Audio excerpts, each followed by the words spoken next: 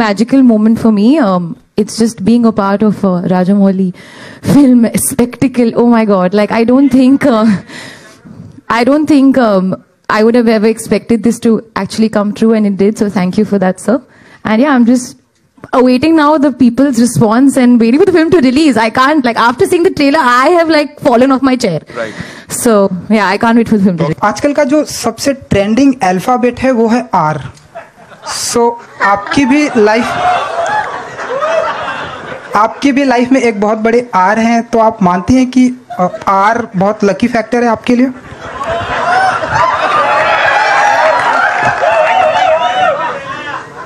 I'm stumped. मेरे पास जवाब नहीं है. I'm trying to be intelligent right now. I don't have a good answer. G. R is a lovely alphabet, but so is A. Should I tell them the true story? तो actually story बहुत interesting है, because I bumped into Rajamouli sir at the airport. He was just coming back from something, and I was going to Hyderabad for a shoot, and I said, "Sir, I want to work with you." And he said, you know, he was very gracious and said, "Yes, I would love to work with you as well." I said, "Sir, I'll do anything. Just give me a part in your film. I want to work with you." It was a casual meeting. We just, you know, it just happened. And at the end of that, he said, "Actually, I do have something, but I'm not sure. I wasn't sure whether I should approach you. I'm not sure about your timeline." And I said, I couldn't believe my luck, firstly. I couldn't believe that there was actually something for me. I said, "Sir, whatever it is, I'll come, I'll meet you." And then, of course, it became more legitimate. We did a Zoom call.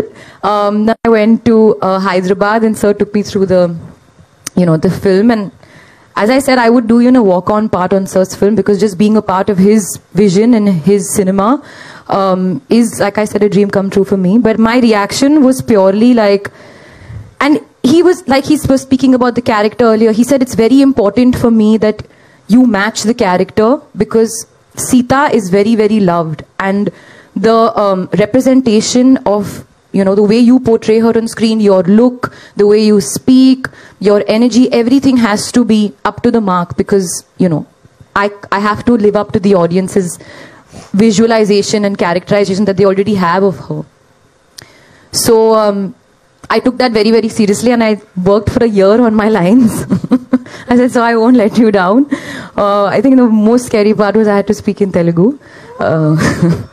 I think I managed eventually. A bigger movie than Bahubali, and everybody is expecting a bigger performance at the box office than Bahubali. How do you separate that? Well, there is obviously a lot of people will be expecting the same kind of film after Bahubali, but we can't keep making the same films again and again. But the trick is, if you look deeply, the audience are not waiting for another Bahubali. They are waiting for the kind of experience they had in the film, the kind of emotion they felt in the film. That is what they want. But they can't tell you that. They don't have that much of analyzation to tell you that. So they'll simply say, we need another Bahubali. But what people want is the same kind of emotion, the same kind of highs that they got in the film. And again, I'm aware of the kind of expectations the people have. Like I said, I will be banking more on the story, on the characters, and the relationship between the characters, and the emotional highs that we get when we watch the characters. And anyone, any section of audiences that come to the theater, the trailers or your previous track records or the heroes' images, everything will only help us bring them to the theater.